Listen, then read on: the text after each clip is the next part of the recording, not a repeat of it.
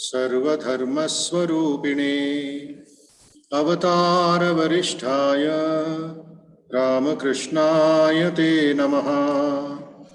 जननीं शारदां देवीं रामकृष्णं जगद्गुरुं पादपद्मे तयो श्रित्वा प्रणमामि मुहुर्मुहुः। यथाग्निर्दाहिका शक्ति रामकृष्णे स्थिता हिया सर्वविद्या स्वरूपां तां शारदां प्रणमाम्यहम्। नमः श्री यतिराजाय विवेकानन्दसूरये सच्चित्सुखस्वरूपाय स्वामिने तापहारिणे अज्ञानतिमिरान्धस्य ज्ञानाञ्जनशलाकया चक्षुरुन्मीलितं येन तस्मै श्रीगुरवे नमः। तस्मै श्रीगुरवे नमः। तस्मै श्रीगुरवे नमः। ॐ सहना भवतु सहनौ भुनक्तु सह वीर्यं करवावहै तेजस्विनावधीतमस्तु मा विद्विषावहै। ॐ शान्ति शान्ति शान्तिः। हरिः ओम। Selfless universal prayer please. सर्वे भवन्तु सुखिनः सर्वे सन्तु निरामयाः सर्वे भद्राणि पश्यन्तु मा कश्चित् दुःखभाग् भवेत्।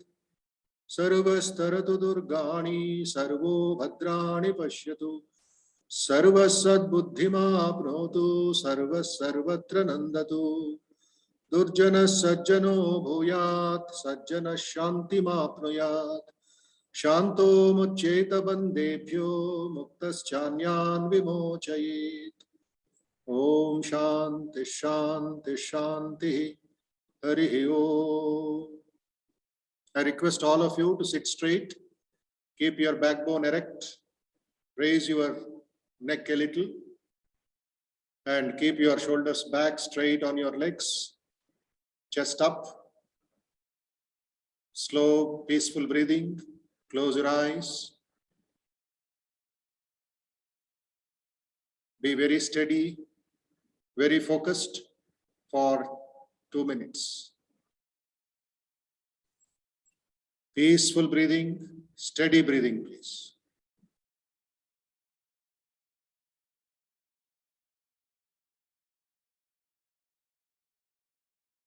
If your breathing is slow, peaceful, then your mind also will be peaceful.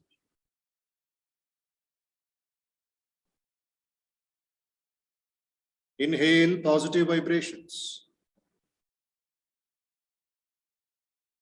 All the negativity in the mind and body will be destroyed. Breathe out positive vibrations. Breathe in peaceful vibrations. All the restlessness will be destroyed. Breathe out peaceful vibrations. Slowly inhale strong vibrations. All the weakness in the mind and body will disappear. Breathe out the strong vibrations. Now slowly inhale pure vibrations. All the impurities in the subconscious mind and in the body will be destroyed. Breathe out the pure vibrations.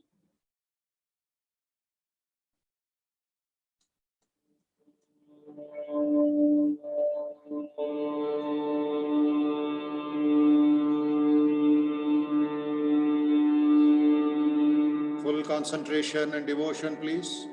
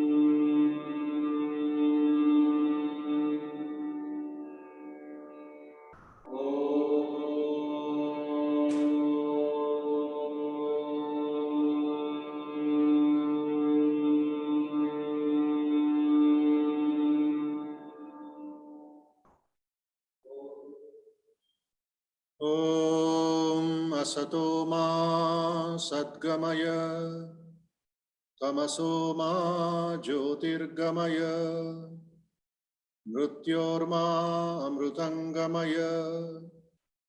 Om Shanti Shanti Shanti. Harihi Om. Please offer your salutations, your namaskars to the all-pervading blissful spirit in any name or form.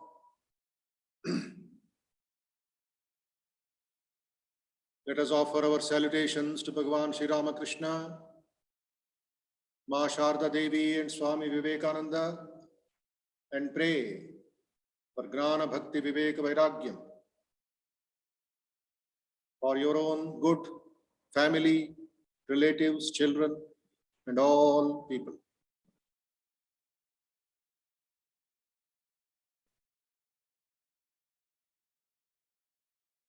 So, namaste, very good evening to all of you. And today we shall commence with a bhajan, a small Hindi bhajan. The title is Chetan Devaki Seva Karo, Janma Safal Ho Jai, composed by Saint Brahmanand in the 17th century.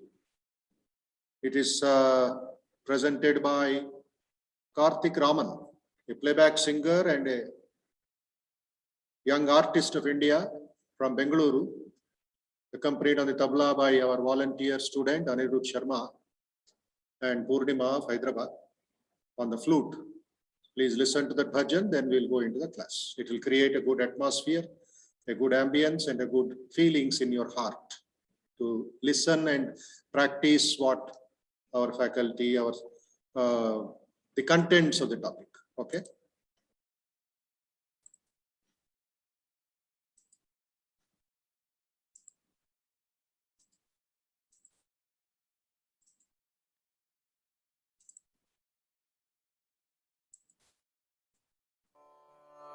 चेतन देव की सेवा।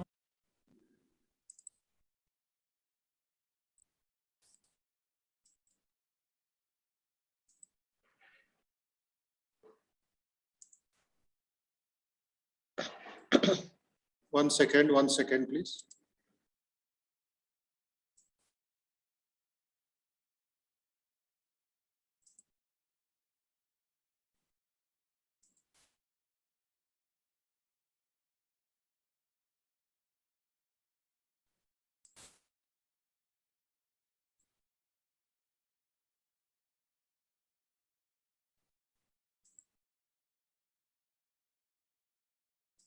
करो नर चेतन देव की सेवा करो नर, जन्म सफल हो जाए तुम्हारो, जन्म सफल हो जाए तुम्हारो।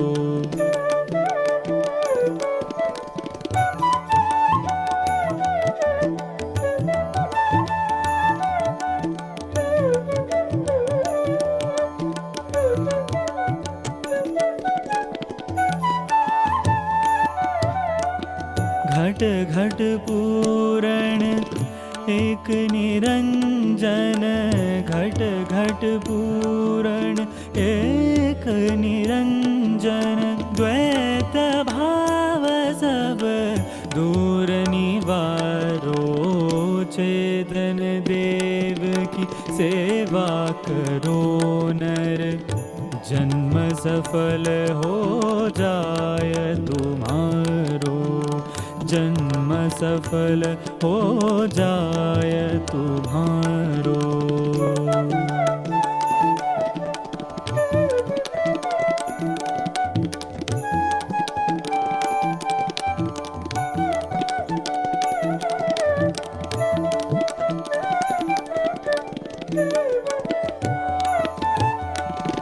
हृदय अंदर मंदिर माही, हृदय अंदर मंदिर माही,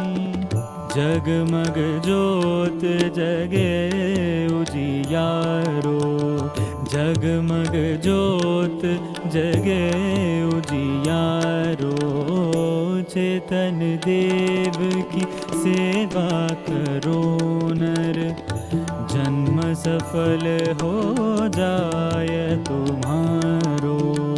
चेतन देव की सेवा करो नर, जन्म सफल हो जाए तुम्हारो।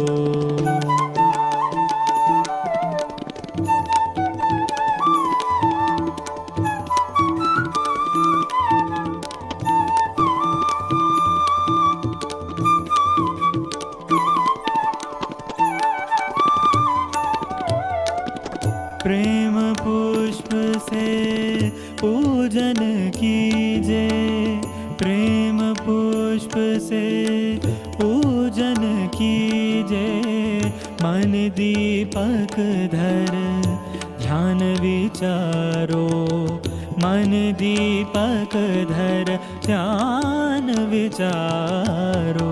ब्रह्मानंद उलट सुरती को, ब्रह्मानंद उलट सुरती को, कर दर्शन भव बंधन टारो, कर दर्शन भव बंधन टारो। चेतन देव की सेवा करो नर, जन्म सफल हो जाय तुम्हारो। चेतन देव की सेवा करो नर, जन्म सफल हो जाय तुम्हारो। जन्म सफल हो जाय तुम्हारो, जन्म सफल हो जाय तुम्हारो।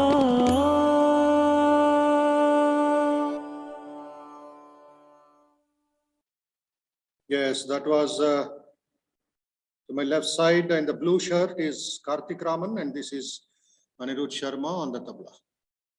चेतन देव की सेवा करो, जन्म सफल हो जाए। शिव ज्ञाने जीव सेवा, मानव सेवा माधव सेवा. This in short is a message of Swami Vivekananda for all of us.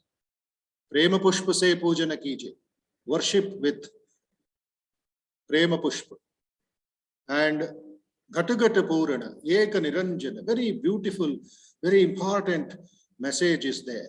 Who are you? Who am I? Who are all these participants? Who are your children, family, relatives, the lakhs of people? Ghata, it's like a pot. Ghata means a pot. And this is not an empty pot. The content is very important in the pot. What is that content? Eka Niranjana, the one consciousness. The Atma Bhav is filled up in the pot. Ghata Ghata Purana, it is full. Eka Niranjana. Then, when you experience that oneness, the Atma Bhavam, Dvaita Bhava Sabha Dura Nivaro, all the dualities, all the dvandva, all the difficulties will disappear, all the problems will disappear. Just like when the sun rises, darkness goes. So when I dive deep and understand the Atma inside, Eka Niranjana, I see the oneness outside.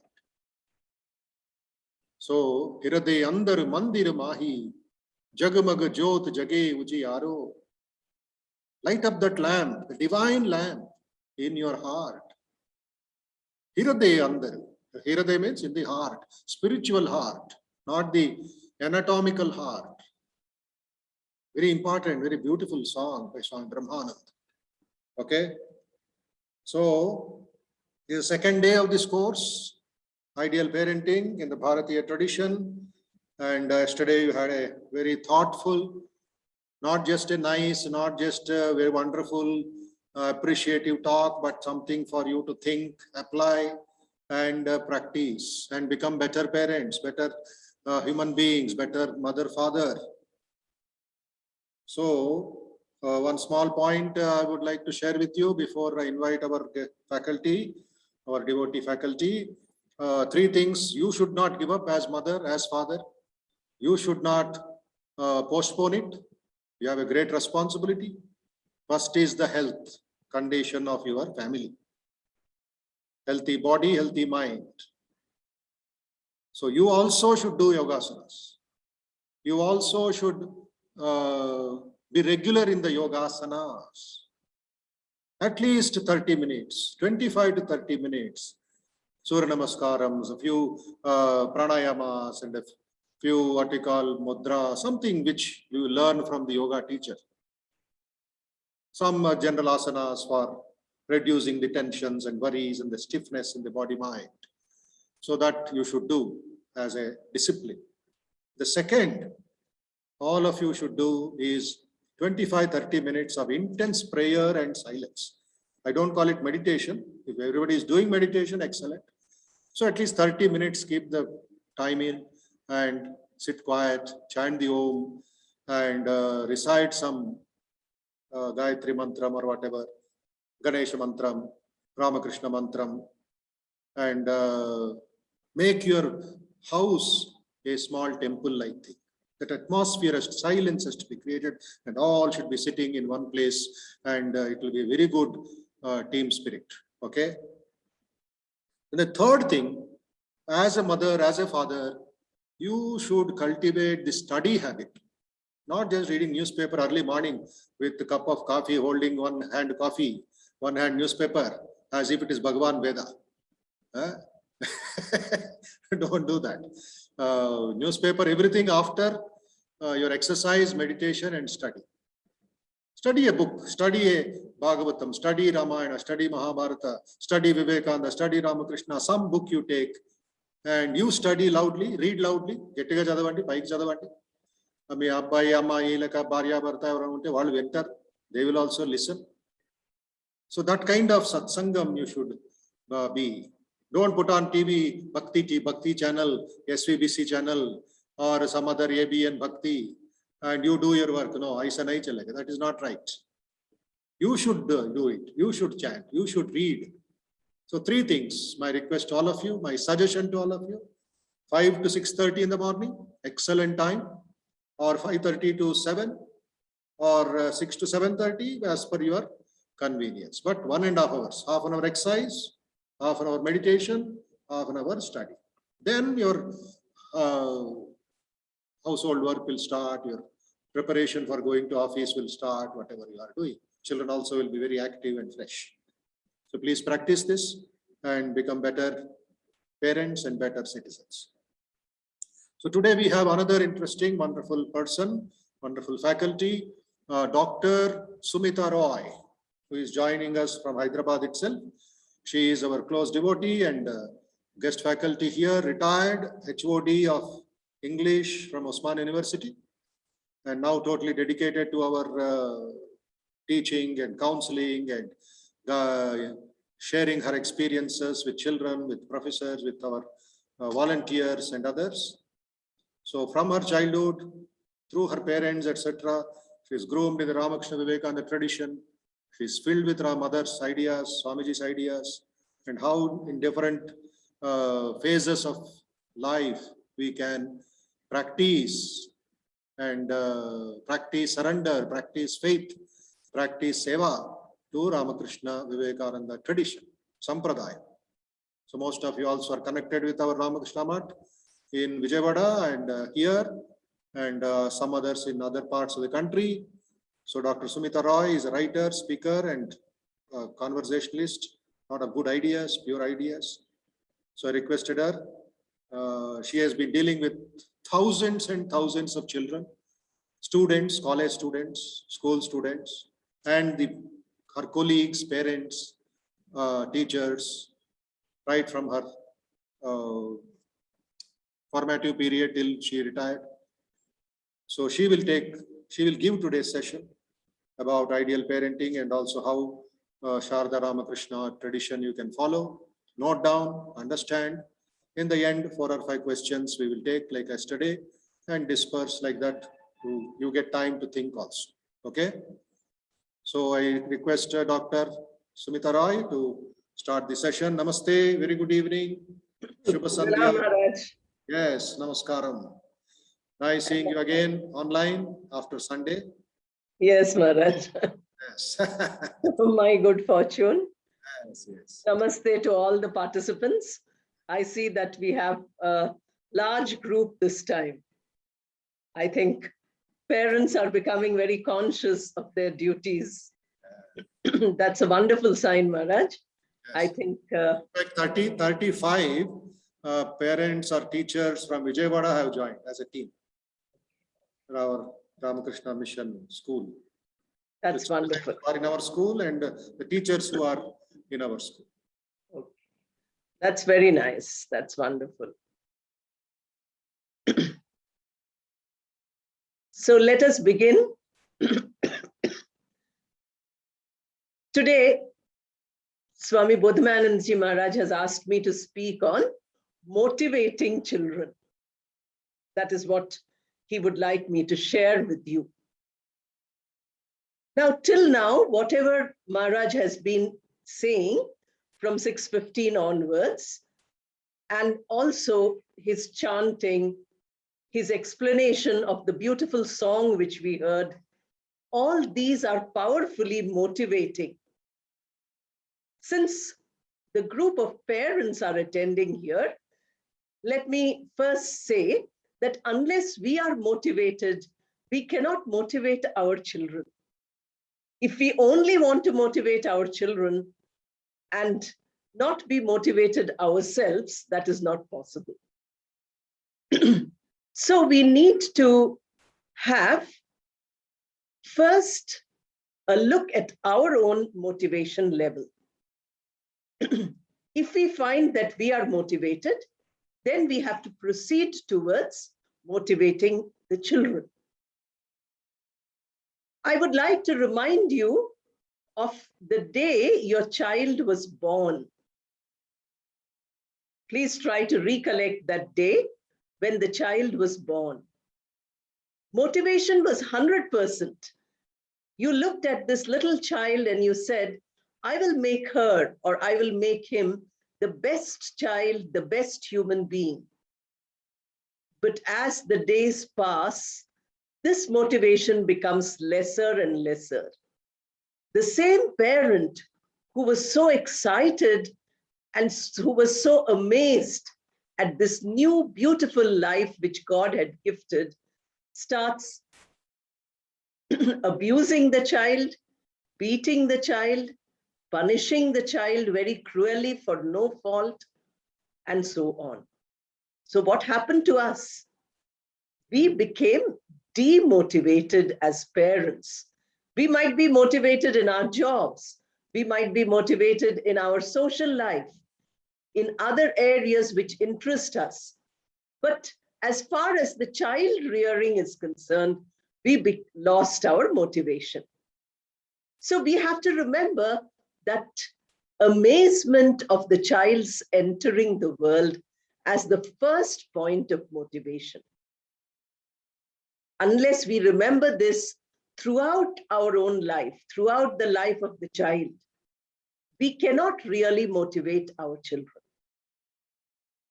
The next very important idea is, do we treat our children as individuals?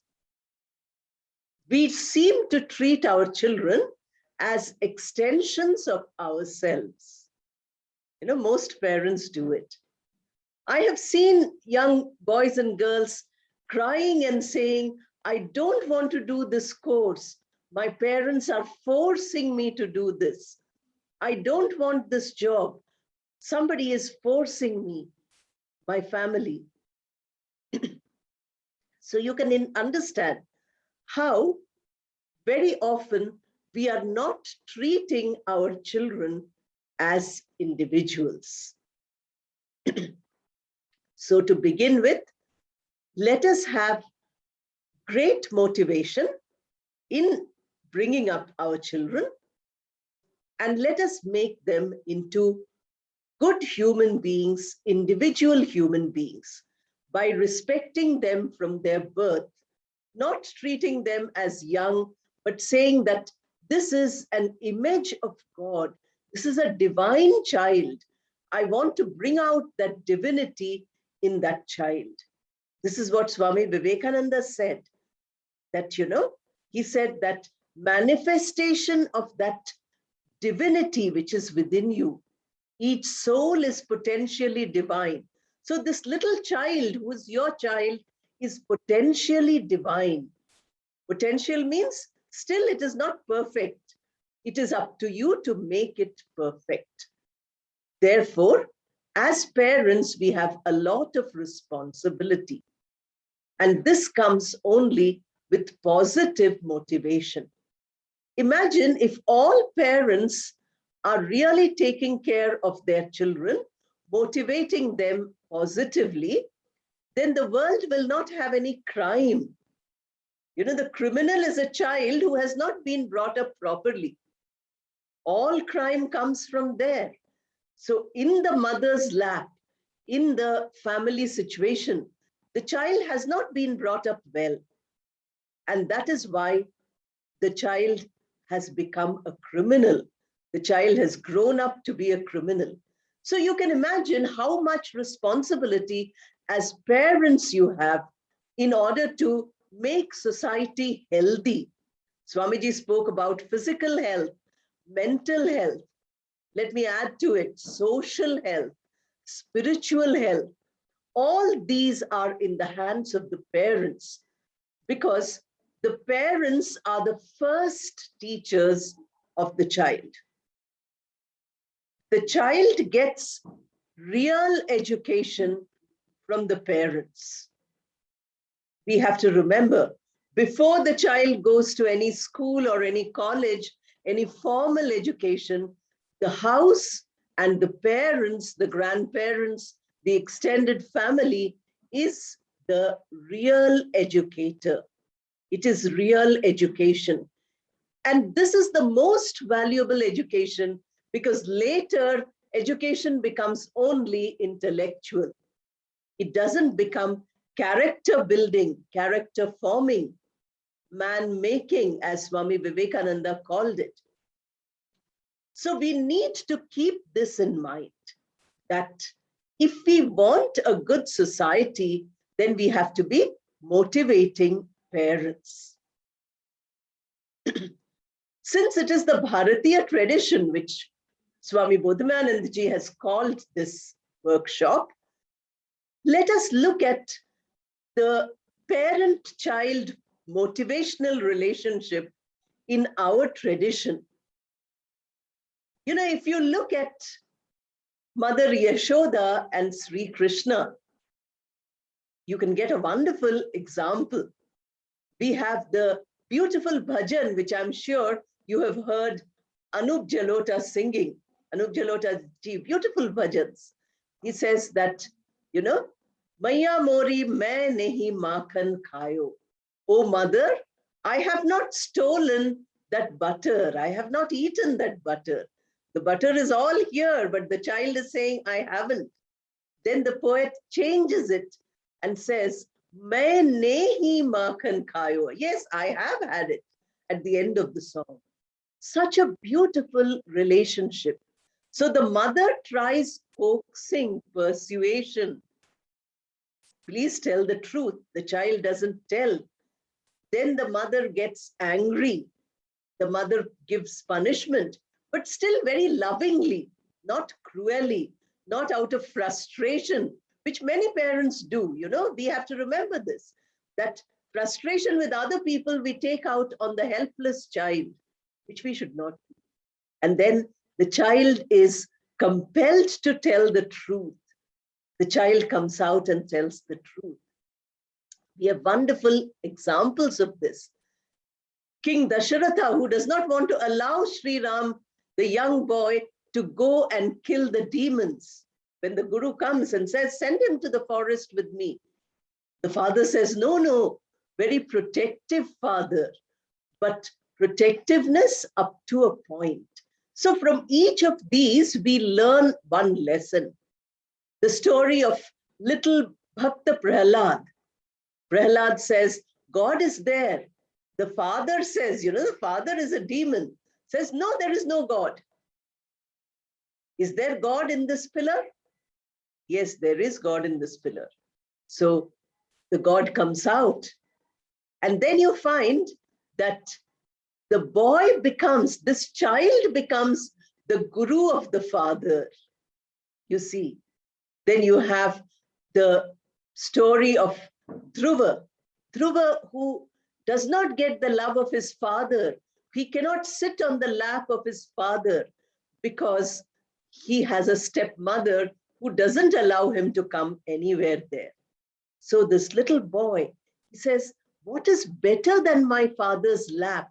What is better than the love of my physical earthly father?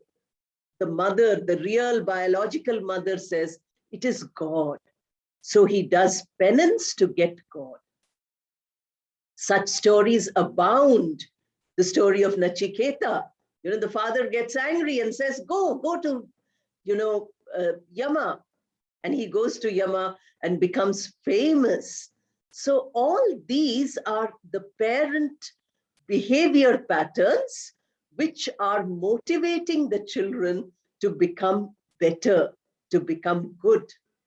When we take examples of Sri Ramakrishna Paramahamsa, we take examples of Sharada Ma, we take examples of Swami Vivekananda. Since you are here in Ramakrishna Math, let me try to give you a few examples of that also. Then I would like to tell you what we as parents can do in order to motivate the children. Sri Ramakrishna had great love for his mother because he lost his father when he was very young. He was a little boy when he lost his father. But he learned all the traditions of the Vedic parampara from his father. Motivation. Then his mother's presence in Dakshineshwar temple was for him the most sacred point of his life, because he had gone to Vrindavan. He wanted to stay there permanently.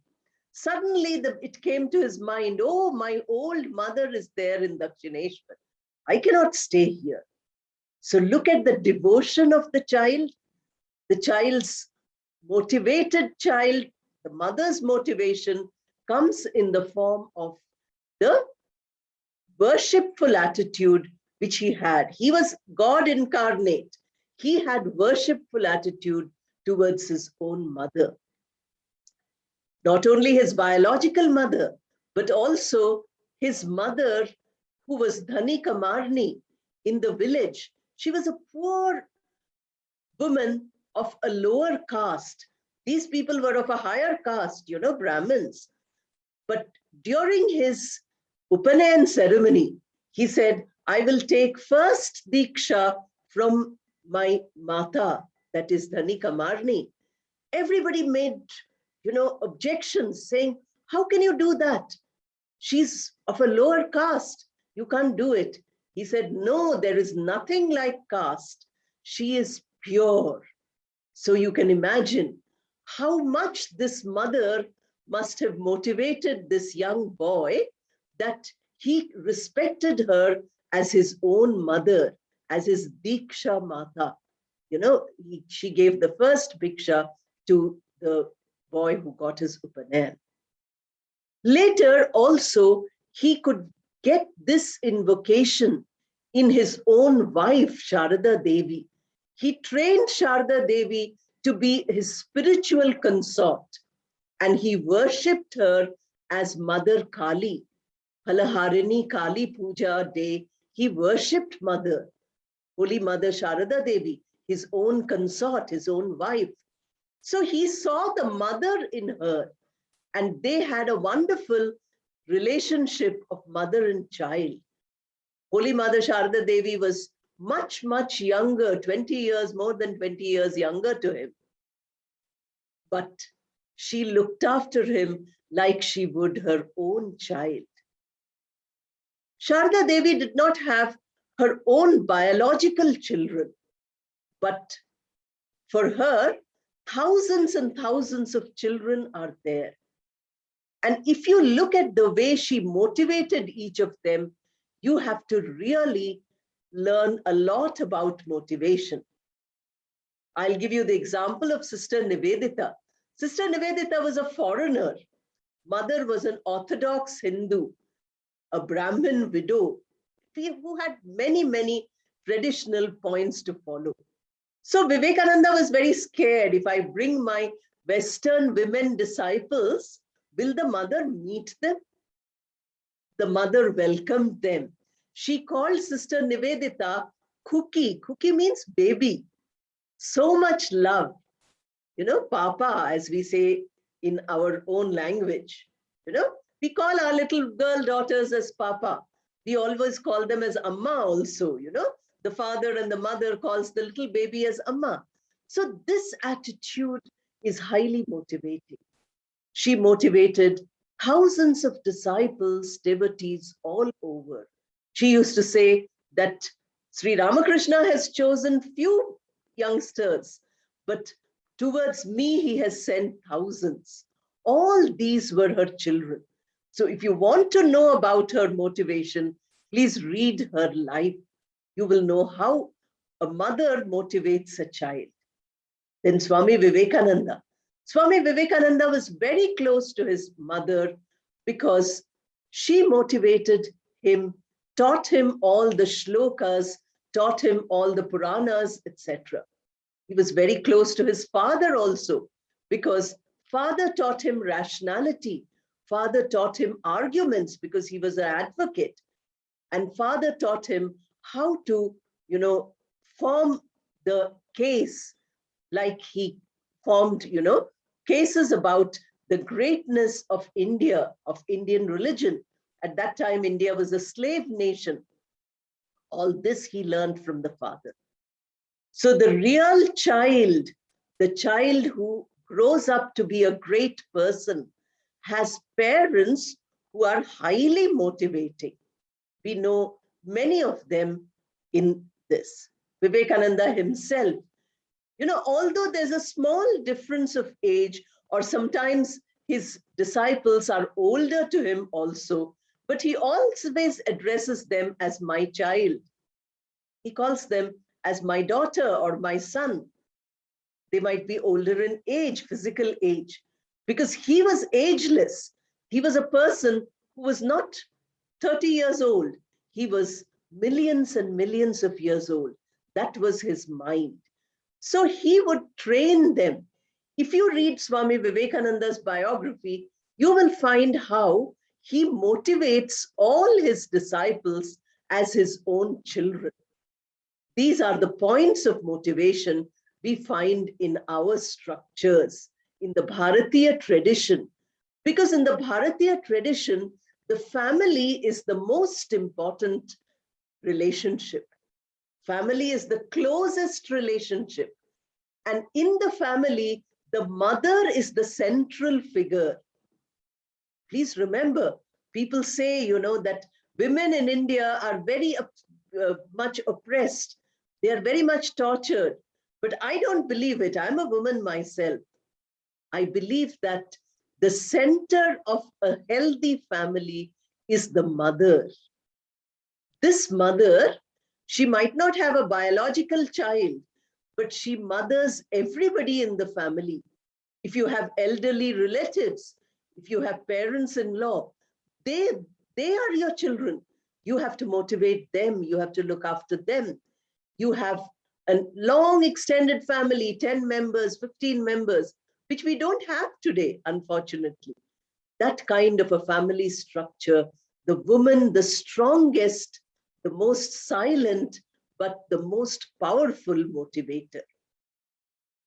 Now let us come to our own lives, to our own children, to how we can motivate them.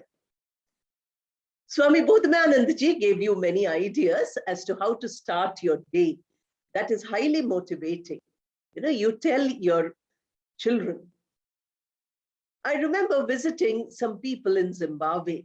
They were the ambassador there, Christians, and their little son, when we were coming away, prayed by saying, "Oh God, please see that aunties have a wonderful journey back to India," and so on. I find in our households, we are keeping our children very far from any prayer, any religion, anything. We are busy telling them, study well, get more marks, get a good job, lots of money, very rich life. What goals are we setting for our children? Are we really setting the goals which they require? Are we giving them a good grounding in spirituality? Today, religion has become like a weapon. We are using religion to kill each other. That is not the purpose of religion. The religion is supposed to make us healthy. Like Swamiji mentioned, healthy body, like that. For the health of the mind and the spirit, we require a religion which is universal. So let us start motivating our children by telling them about the scientific basis of our religion. Sanatana Dharma has a scientific basis. All people all over the world are doing research in this. How is it in India we are not doing research? We are doing research in outsiders' things. We are not doing research in our own areas.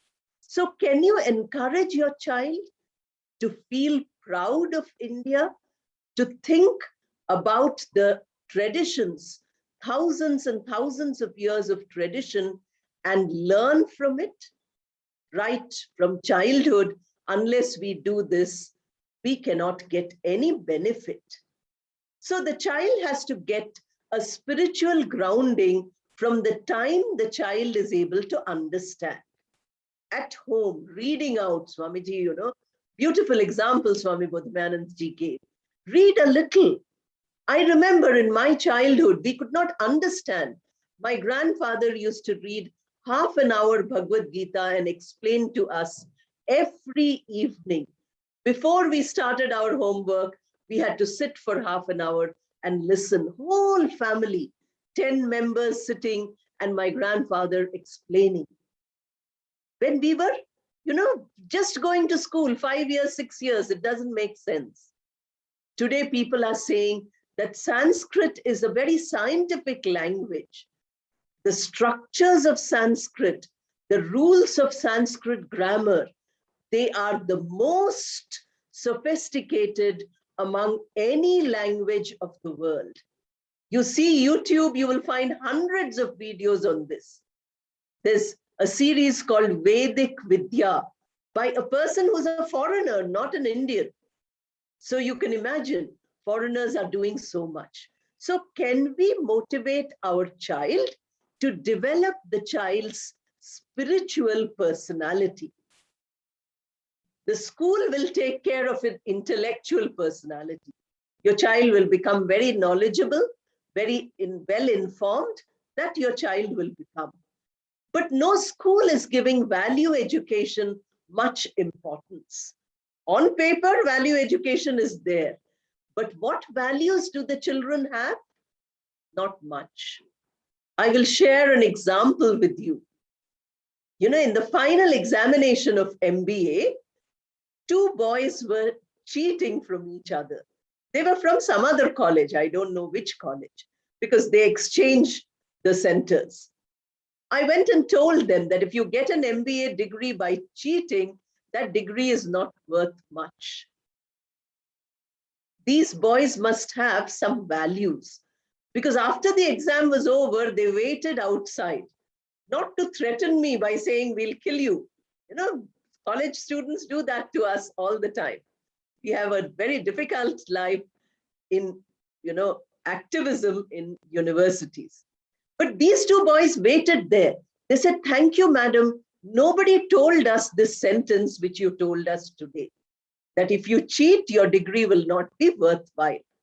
It took me a few seconds to tell them this. Can you see the impact it had on them? That if we cheat, our degree is not worthwhile.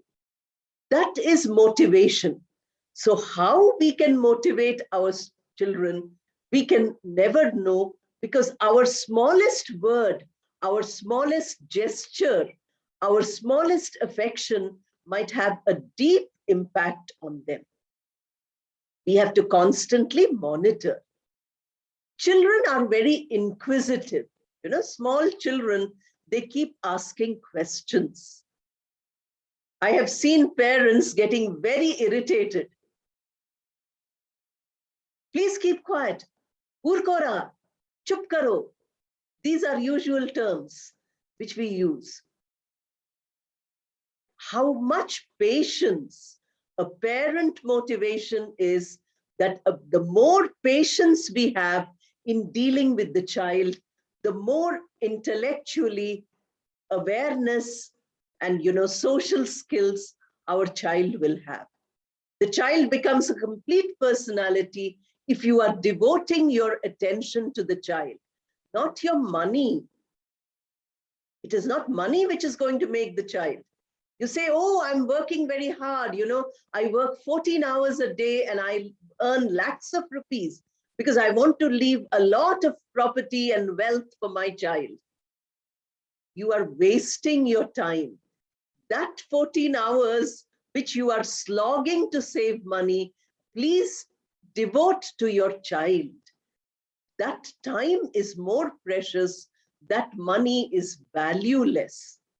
Don't you see that most of the worst crimes are committed by people who come from excellent families, who come from very affluent families? So it is not money which is going to make you a better person. It is your values.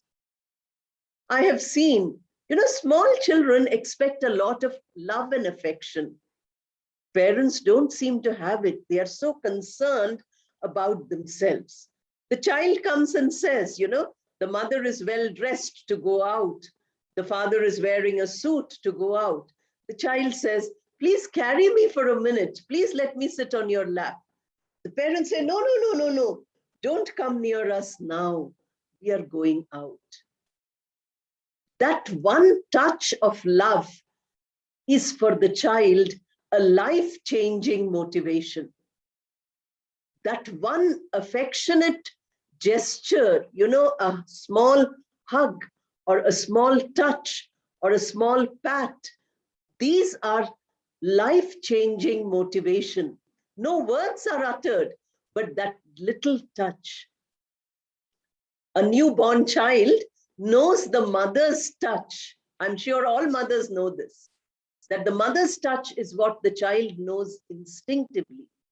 Similarly, the human warmth, which we are depriving the child, we're keeping the children away, very disciplined. These things we learned from cultures where family was not important. If you read, 18th century, 19th century, when the Britishers were ruling us, their stories of what was happening in England, you will find that the mother's job was only to give birth to the child. After that, the child and the mother had no relationship. The breastfeeding was done by some hired help. Some servant maid would be hired for doing that. The child did not get the mother's milk. The mother would never see the child except half an hour per day when the child was brought into the drawing room, and half an hour later, the child was taken away.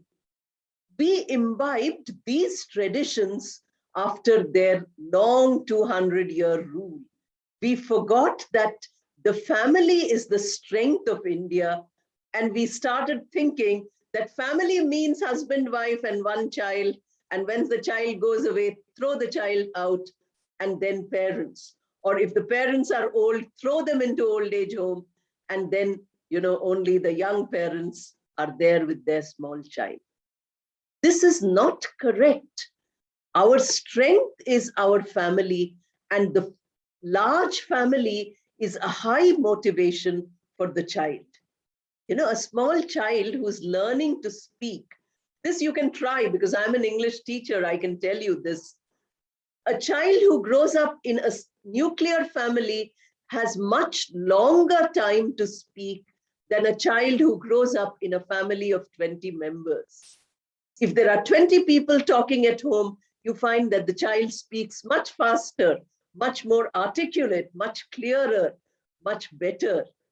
If you have only parents who don't speak to each other because they are so busy, they don't speak to the child at all, the child has to listen and then speak. If for 1 year the child hasn't listened to anything, what will the child speak? Therefore, real motivation comes when we are training the child internally. Externally, food, good food, yes. Swamiji mentioned it, so I'm not mentioning that. Every parent wants the best for the child. But there are people, I remember, we were doing some seva, some social service. Poor people who every day starve their children, they beat their children, uneducated parents. So we asked them, we said, why do you have so many children? The father, who doesn't have a job at all, who's a terrible addicted person, said that as soon as the child is 5, I can send the child for working and get some money. So each child, if I have 10 children, they earn 10 rupees per day. Then without working, I have 100 rupees. That is not a parent. That is an enemy, such an enemy. So the biological process of having a child is not the suitability of having a child. There are many countries I've heard, like Germany. It seems unless you have a 2-bedroom house, you cannot have one child. If you want a second child, you need a 3-bedroom house. But what are we doing? The people who can afford a child don't want a child. The people who don't, you have money to afford these children, they have a lot of children. Today we say that India is very rich in young population. But out of this young population, hardly maybe 5 or 10% are properly brought up, highly motivated children, good values, good progress in life, unselfish attitude. The remaining 90% are activists, or they are uneducated, or they are destructive, or they are criminal. We cannot blame the children. Please understand, the blame is purely ours. It is we ourselves who have created these monsters, because the child who's born is a very innocent child. It is like a blank sheet of paper. We can write a beautiful note on that blank sheet, or we can tear up that sheet and make a mess of that sheet. Both things are in our hands. The little child is given to you is a child waiting to be motivated. We often say that the child is like clay. You can mold the clay in whatever form you want. By the time the child grows up, the child becomes like a pot which has been baked already. If you go to the potter's house, you find with the clay, the potter can make the pot.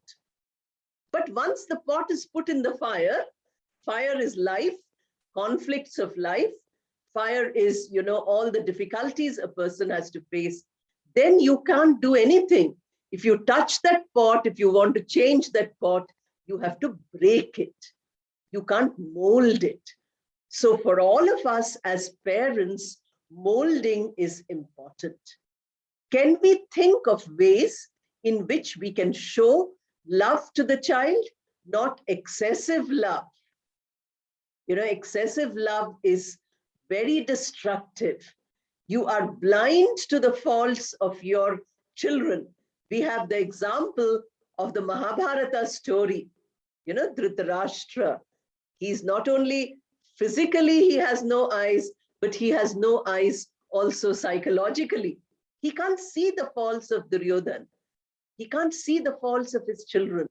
So that is love which is blind. See how wonderful our examples are. So many of us are blinded by love. You say, oh, God has given me only one child. I love that child. Love is destructive. Total indifference is equally destructive. So one has to have a balance. Enough love, enough strictness, not harmful punishment, not destructive punishment. The 1-year-old child also has self-respect. Please remember, the child might be only 1 year old, small baby, but the child has a lot of self-respect. You should not hurt the child's self-respect. Then you are denying the child the, complete personality. The child will always have a lack of confidence because you destroyed it by insulting this little baby. We cannot do that. That is why first I said one point, treat your child as an individual. From birth, your child is an individual. Your child is not an extension of yourself. Your child is complete with, all the prarabdha karma, all the samskaras. They are not the genetic combination. The child's body is your genetic combination. The child's features might be the result of your genes, your DNA, but not the child's karma, the child's mental makeup. It is up to you to motivate yourself, and it is up to you to give the right training to the child. So what we need to motivate the child is to tell the child. If you keep telling, study now, study now, study now, the child becomes adamant. He says, I will not study. You tell me every day I will not study. Can you teach the child a sense of responsibility? This is important. This is motivation. Can you teach the child decision making? All these examples, I don't have enough time to tell you. All these we can find wonderful examples. But we have to explore as though we are doing research in child psychology. And each parent, I find that new parents these days read a lot of books. They say, oh, this book is wonderful. This book is so good, and so on. I would rather you read the book of life, the book of experiences. Share your experience with people who are parents, if you're a young parent, and you will learn a lot. Look at the parenting examples, like I mentioned a few. You look at these and try to implement them. Then it becomes better. The child is extremely delicate. Don't destroy that delicate part of the child's mind and spirit. Don't make the child hardened. A child who's regularly punished starts giving punishment to others. Do you read in the newspapers so many incidents of school children shooting their classmates, etc., in countries where the family system might not be very strong? It is coming to our country also, because progressively we have destroyed the family system. We have made demands on the family without giving anything in return. So we keep telling the child, I want this from you. I want this from you. But what am I giving you? If the child knows that you are there for the child knows that always you are the support system of the child will become independent, responsible. In many places, they give the small child a plant or a pet to look after. That's very nice. You say, this is your pet. So you look after, you feed the pet, you look after it. The child becomes grown up already. At 5 years old, the child is grown up. You give a plant, you say, this plant has to grow into a tree along with you. Look after it every day, water it, clean it, and give it food, etc. You see how the child grows up. So our motivation is a motivation which is only a support from behind. It is not interference. Many of us feel that to be a good parent, we have to constantly micromanage the child's life. That is not good. Teach your child sharing so that whenever the child is away from you, the child comes and tells you everything that has happened. Today, we don't seem to have time for that. The whole family is sitting and then they are all looking at their cell phones. Nobody is talking to anybody because the cell phone is more attractive than anything else. Therefore, we find that we are doing something terrible by depending on technology. We are becoming subhuman. We are becoming less than human. We are becoming like machines. Therefore, our children are also growing up to be indifferent. Let us not allow this. Let us try to motivate. Each child requires a different motivation. All children do not have one standard motivation. Some child, if you say good things, will feel very excited and do better. Some child, if you praise, if you say good things, will get relaxed. You know, oh, I don't have to work anymore. My father or my mother has said I'm very good. So two different types of children. Somebody, if you scold, stops being motivated completely. Somebody, if you scold, becomes highly motivated. So you can imagine how many, each child requires a different motivation. Who is the best person to find it? The parent. Because the love and affection which you have, nobody else can have for your child. The desire for the child's success which you have, nobody else can have. So all these, you know, when the child is born or the child is about to be born, we need to get ready with how and what we are going to do, mapping the whole area of the child. You know, even at 60 or 70, the mother and the father think that the person has remained a child. Your mother will never think that you're 60 years old, so you have become grown up. That affection, that love, that independence, that freedom, not that interference, that oppression, not these things. So how to positively motivate the child? Our aim is only one, that is to make the child spiritually strong, to make the child value-oriented, to make the child have inner strength. This is our aim for motivation. How we are going to do motivation, we can derive examples from our own traditions, we can derive examples from the whole worldly traditions, and we can try it out. I wish all of you start your experiment today itself. And even if your children are grown up, please take them as a team. If you have grown up children, or if you are teachers, like Maharaj said, many of you are teachers, you might have small students coming to you. Make a team, the parent and the child, and together motivate each other. You know, that's a wonderful relationship where you motivate. You know, as soon as the daughters grow up, they become the friends of the mothers. They don't remain daughters only. As soon as the son grows up, the son becomes a friend of the father. We've seen these examples, you know, hundreds of such examples are there in our own traditions, in our own lives. I'm sure you can also see it in your own families. So please keep these in mind. I shared a few of my ideas with you.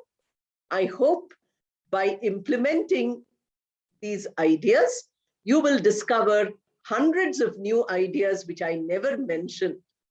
I never told you about them, but I have just tried to introduce you to motivation, and I'm sure all of you will be able to find many, many areas in which specific motivations can be given. We have almost 100 people here.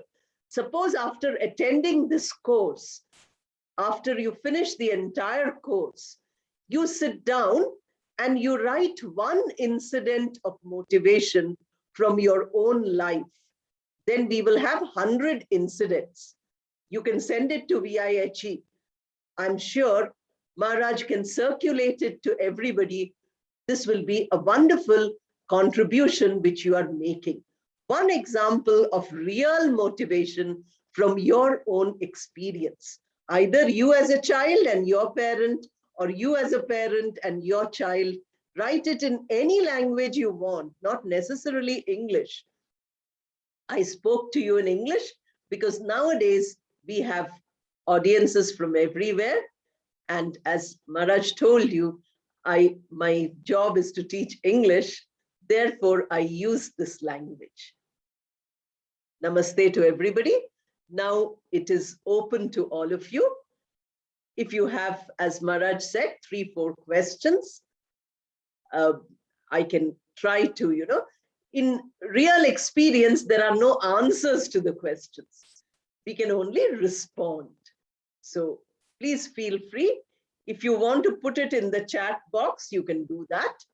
If you want to unmute, then I would request the organizers to help unmute, and then you will be able to ask a question. Okay, as of now, chat box is empty.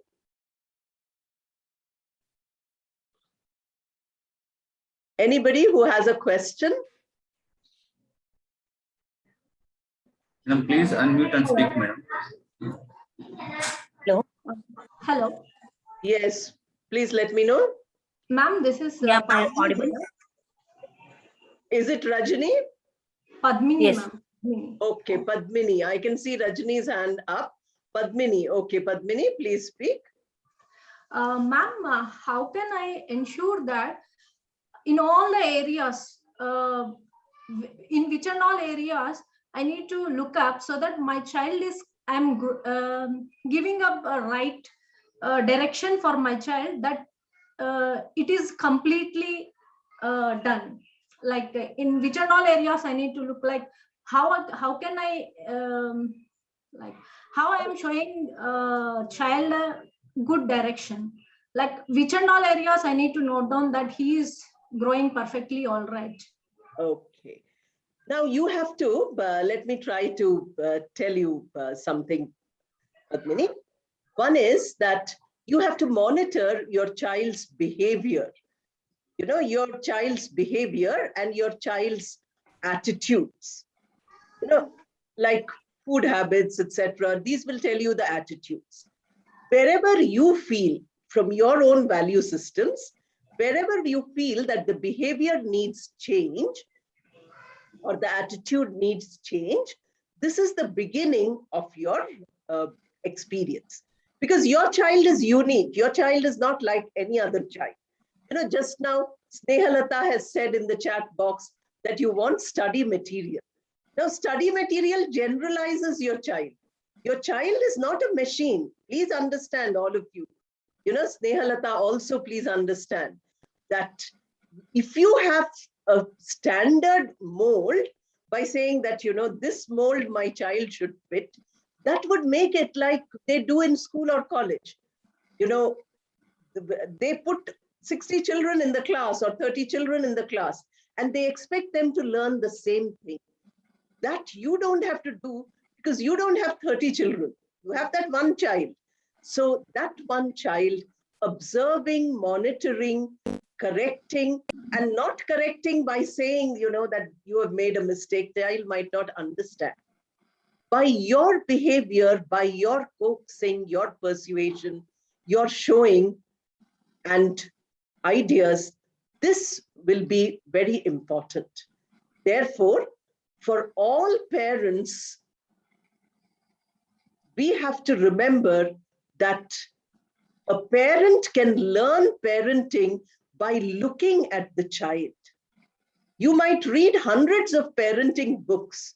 You know, I would suggest everybody who is looking for material, I would suggest you do Google search.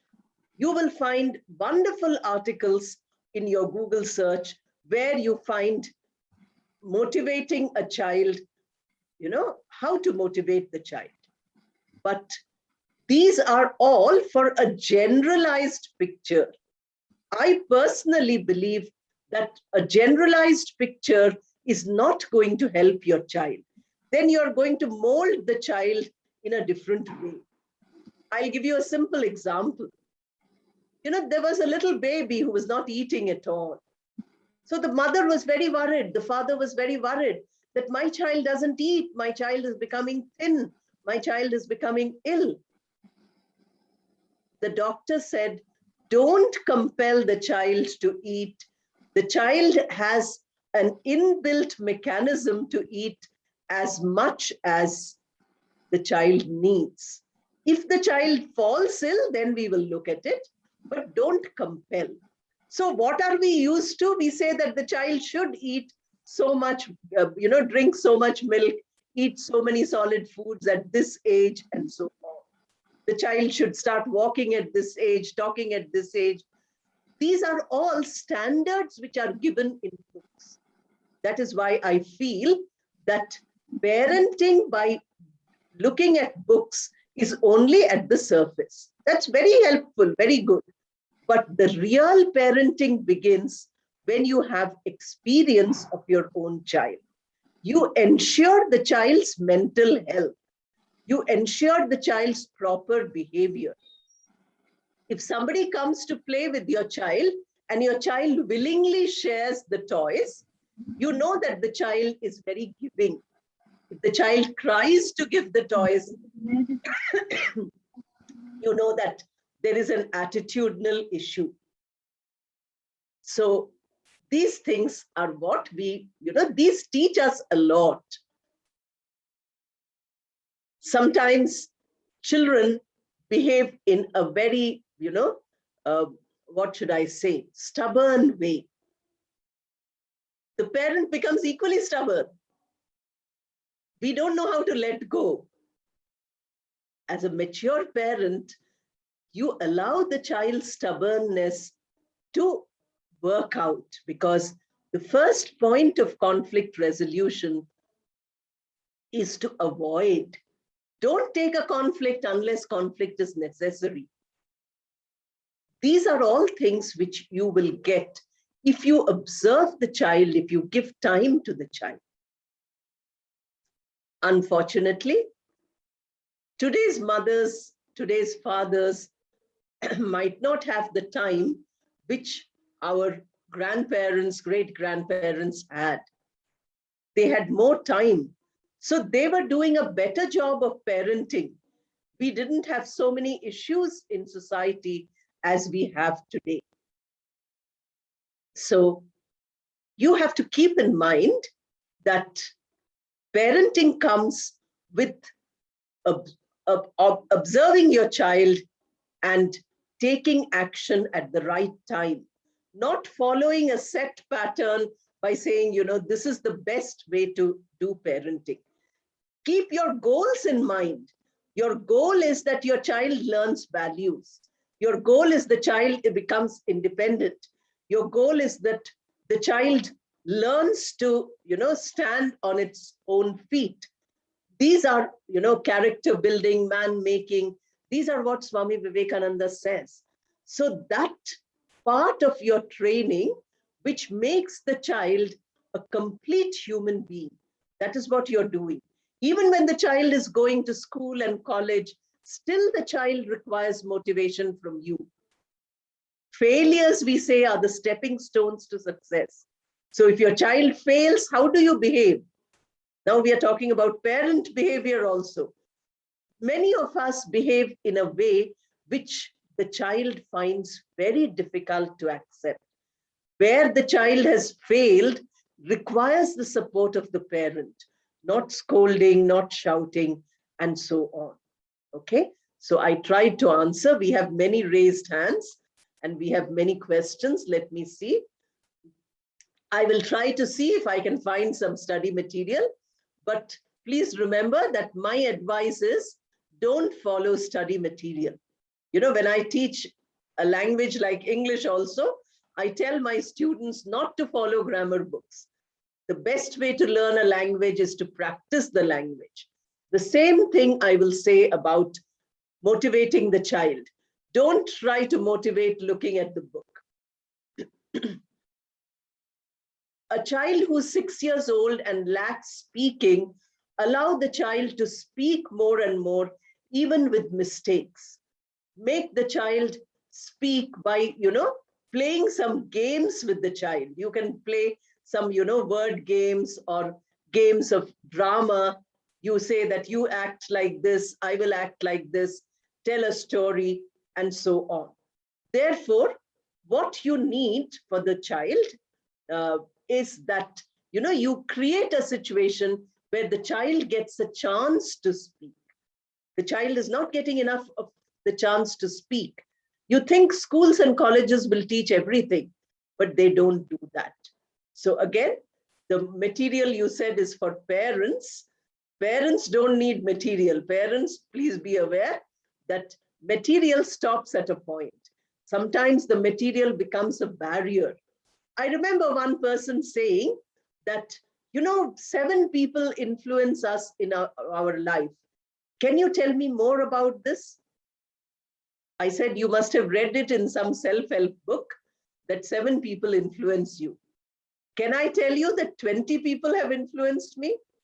Or can I tell you only 2 people have influenced me? So that child has kept in mind 7 people influence you because it is written in a book. Like that, I can give you hundreds of examples where books take us up to a point and then they don't take us any further. I'll tell you an example from Sri Ramakrishna's metaphor. Sri Ramakrishna said, that a letter has come from the village saying that you buy so-and-so, so-and-so, so-and-so. Because the man lives in the city, he has to take it to the village. Now, after buying all these things, the man doesn't keep the letter with him. He throws away the letter because practically he's achieved, bought the list. Like that, books are there for us up to a point. Beyond that point, we have to learn from our practical experience. So those of you who have asked for material, I would like you to search for material yourself. That would be wonderful. Now, whoever is good at studies, but not in language, the child is not getting a chance to speak. How many hours are you speaking to your child? Speaking means making the child speak by participating with the child. We don't do that. We tell the child forcefully, speak some more, say some more, recite a poem, Baba, Black Sheep, and so on. Don't do that. If you have a child, I would not say arrogant. Arrogant is a very strong word. I would say stubborn child, a child who does not listen. Now, the child who does not listen, we have to go in the opposite direction. The child uses abusive words. The child has learned some words which are very, very bad and should not be used. So you say, don't use this word, I get angry, so on. That is not going to help. Instead, you can say, oh, that's a wonderful word. Where did you learn it? What does it mean? Can you explain?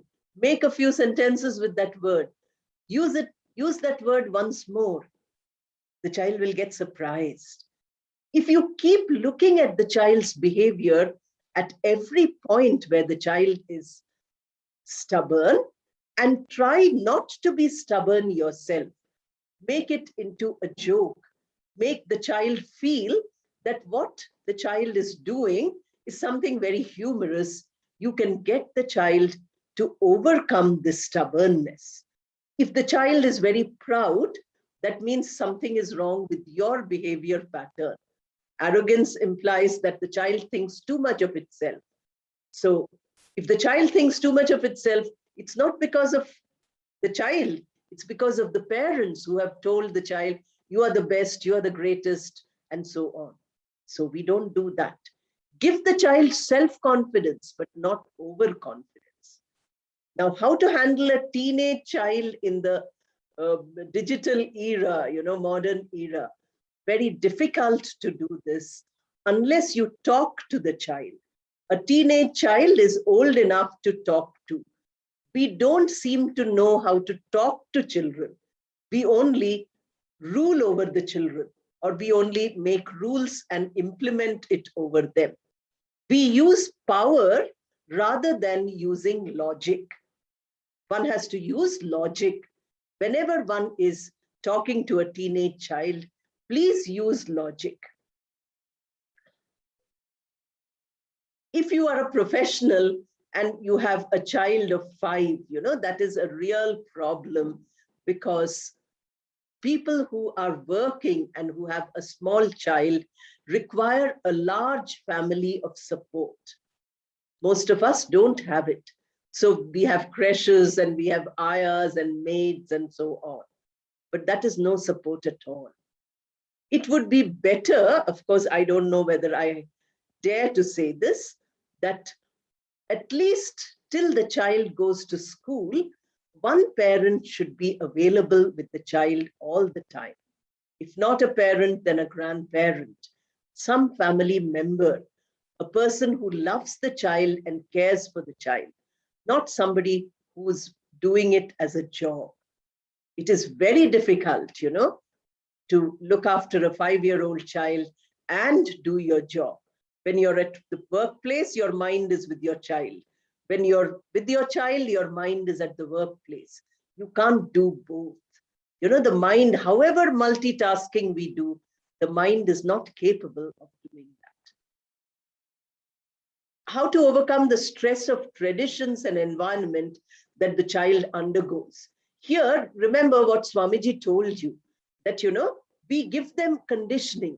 We give them a little bit of reading, a little bit of learning every day. These are like stories, and you can read these stories out, like, many people read fairy tales and so on to the children.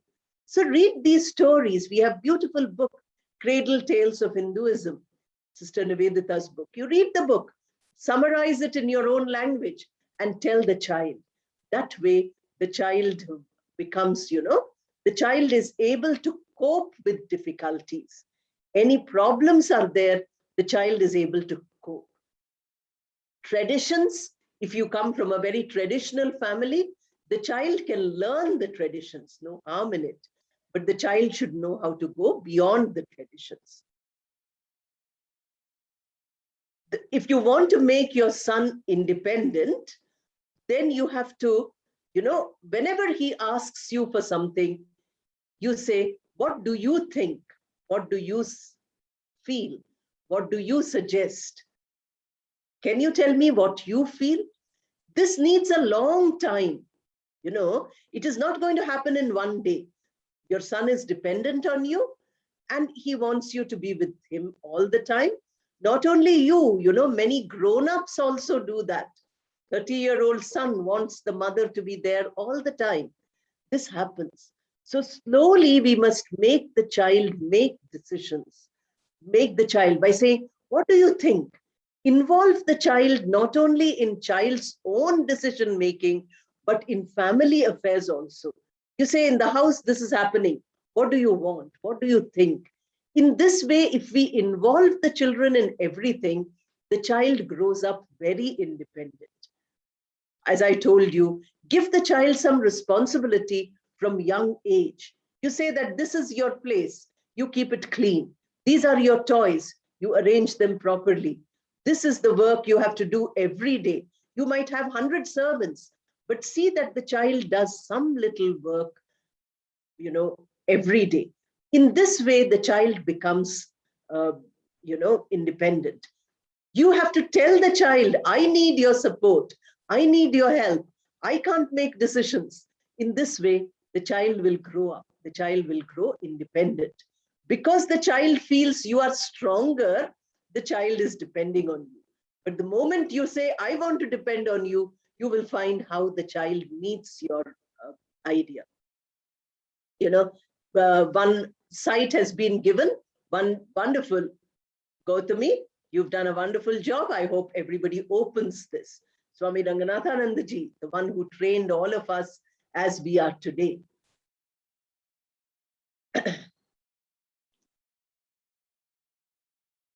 Yes, Sridhar Rao, very nice comment.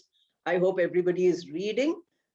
Somebody from Saudi Arabia, how to teach about spirituality. Now you have to define what is spirituality. Spirituality is a strength of internal spirit. Spirituality is faith. Spirituality is the reason to serve others. You know, since he's doing MBBS, he's becoming spiritual already, because all his life, your son will be serving the patients. But if he is serving the patients only for money, that means he's not spiritual. If he is serving the patients, money is important, but it is not all in all. It is not the end of everything. Therefore, spirituality comes like that. Practical spirituality is efficient living. You know, Bhagavad Gita says, yoga karma suphalam. So we have this idea that, you know, karmasu kaushalam, kaushalam, everything you do perfectly, excellently. And therefore, that excellence is spirituality. So the right values, positivity, as Swamiji said, you know, breathe in positivity, breathe out positivity, spread positivity to the entire world. Don't say this is correct, this is wrong.